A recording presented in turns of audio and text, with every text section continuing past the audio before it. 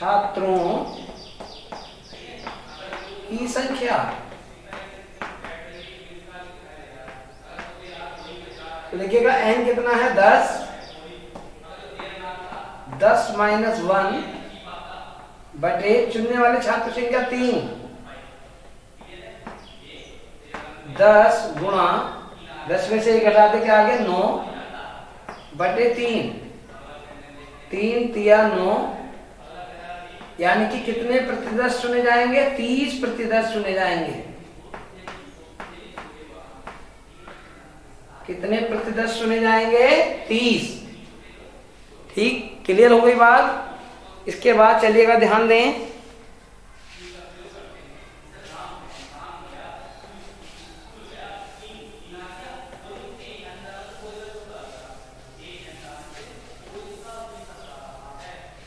इसके बाद प्रश्न है, अपनी कक्षा के, पहले मैं प्रश्न लिख देता हूं, प्रश्न नंबर आप अपने हिसाब से डालेंगे। अपनी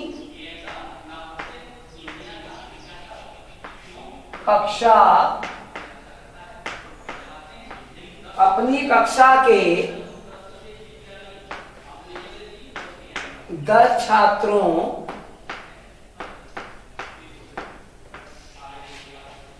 में से 3 को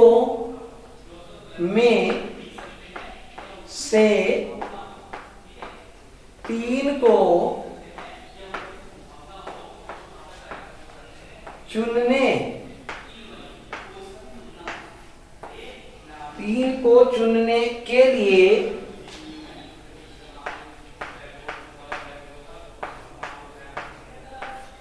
के लिए आप लॉटरी विधि का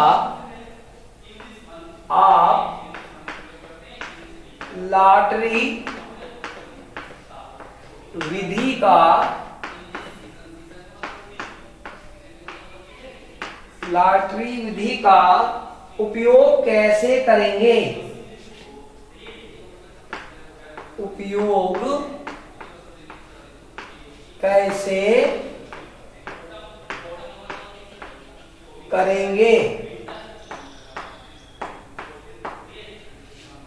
करेंगे। तो चलिएगा ध्यान दीजिएगा, ये क्या है?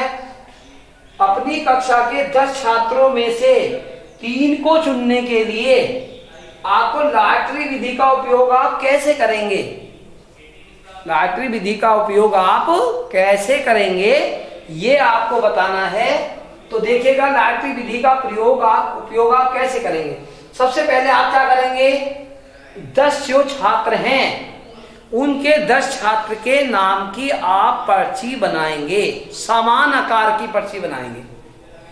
उन 10 छात्रों के नाम की समान आकार की पर्ची आप पहले बना लेंगे। पर्ची बनाने के बाद समान आकार में उनको मोड़ लेंगे। समान आकार में उनको क्या कर लेंगे? मोड़ लेंगे। और समान आकार में मोड़ने के उपरांत आप एक घड़े के आकार के बर्तन में उन पर्चियों को डाल देंगे। डालने के उपरांत उन पर्चियों को एक दूसरे में मिला लेंगे, ठीक से हाथ से घुमा करके या डंडी से घुमा करके या किसी भी चीज से घुमा करके उनको सबको मिला देंगे। मिलाने के बाद आपको अब 3 बच्चों को चुनना है। तो अब आप जरा ध्यान दें, इस विधि में क्या हो रहा है? इस विधि में ये हो रहा है कि 10 के 10 बच्चों की समान पर्ची बनाई गई, समान आकार की बनाई गई, उनको एक घड़े में समान आकार करके मोड़कर घड़े में डाल दिया गया। अब उनमें से हमें 3 को चुनना है। तो जरा मुझे ये बताइएगा, इस विधि में हमने भिन्न भिन्न बच्चों को कक्षा में से बुला करके उसमें से एक एक पर्ची करके 3 पर्ची निकलवा ली, और उन 3 पर्चियों में जिनके नाम आए उनके आधार पर क्या करा हमने? 3 बच्चों को चुनने के लिए अब लॉटरी विधि का, तो हमने उनमें से 3 बच्चों को चुन लिया। तो ये जो चुनाव हुआ है, यहां समझने की जरूरत यह है कि लॉटरी विधि में ये जो चुनाव हुआ है, इस विधि से चुनाव होने पर प्रत्येक बच्चे को 10 के 10 बच्चों को समान अवसर मिला है।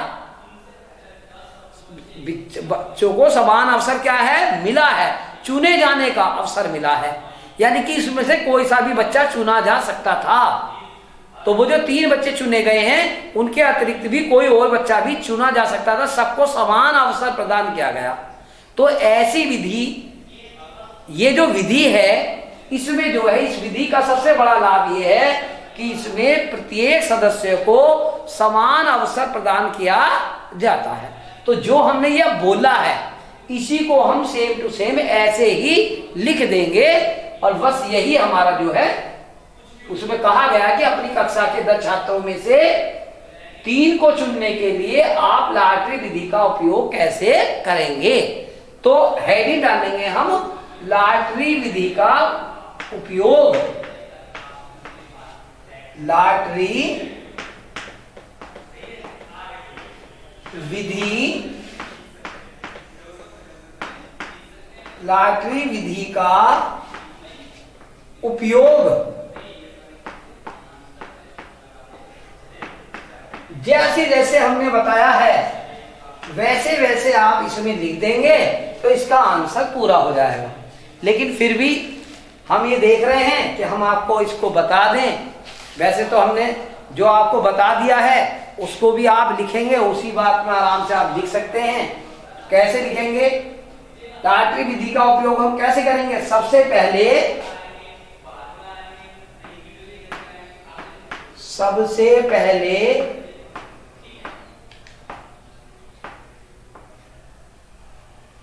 समान आकार की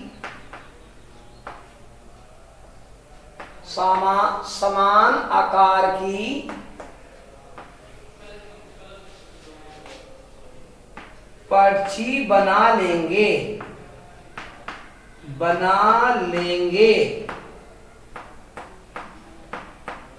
समान आकार की पर्ची बना लेंगे और उन पर्चियों पर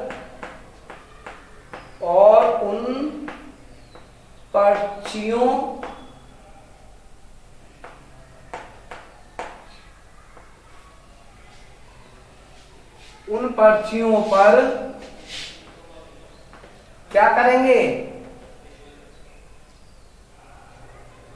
प्रत्येक बच्चे का नाम लिख लेंगे।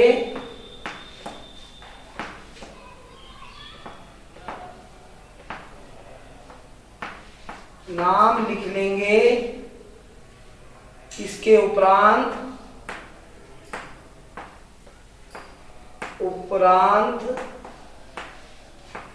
समान आकार में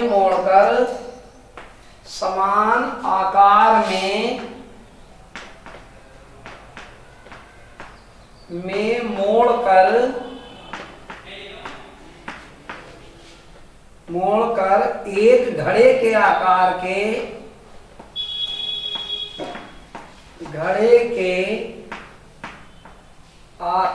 के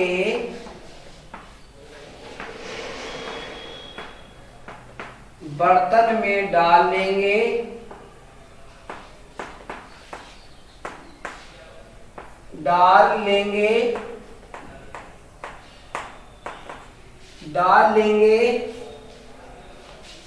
इसके उपरांत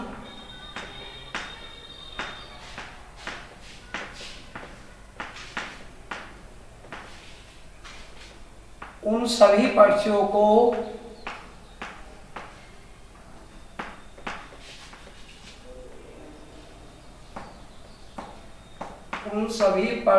को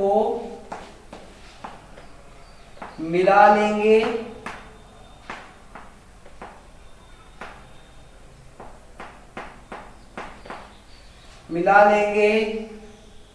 तथा फिर किसी बच्चे के माध्यम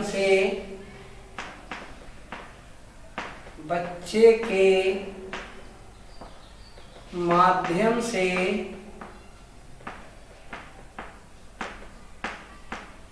एक एक पर्ची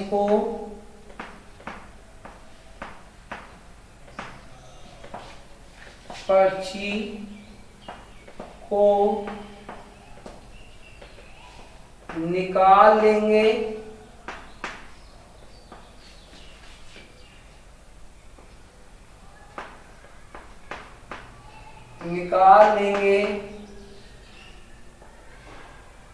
इस प्रकार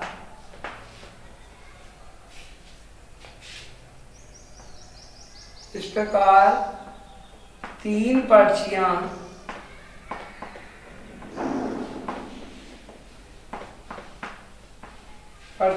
निकालकर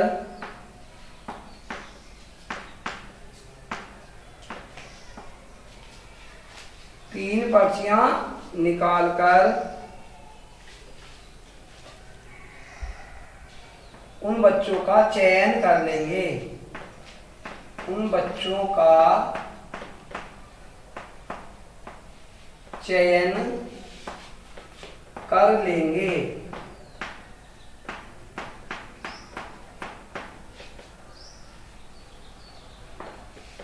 तो देखिएगा, ध्यान दें, हमने आपको जो है ये लॉटरी विधि आपको जो है वो बताई।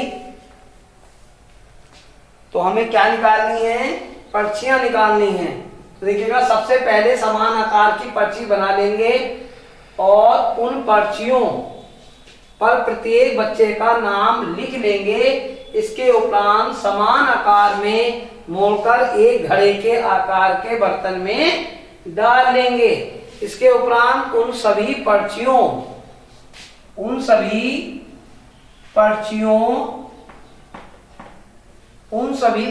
को मिला लेंगे तथा फिर किसी बच्चे के माध्यम से एक एक पर्ची को निकाल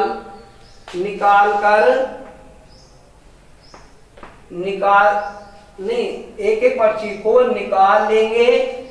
इस प्रकार 3 पर्चियां निकालकर उन बच्चों का चयन कर लेंगे। तो ये हो गई आपकी लॉटरी विधि। क्या हो गई?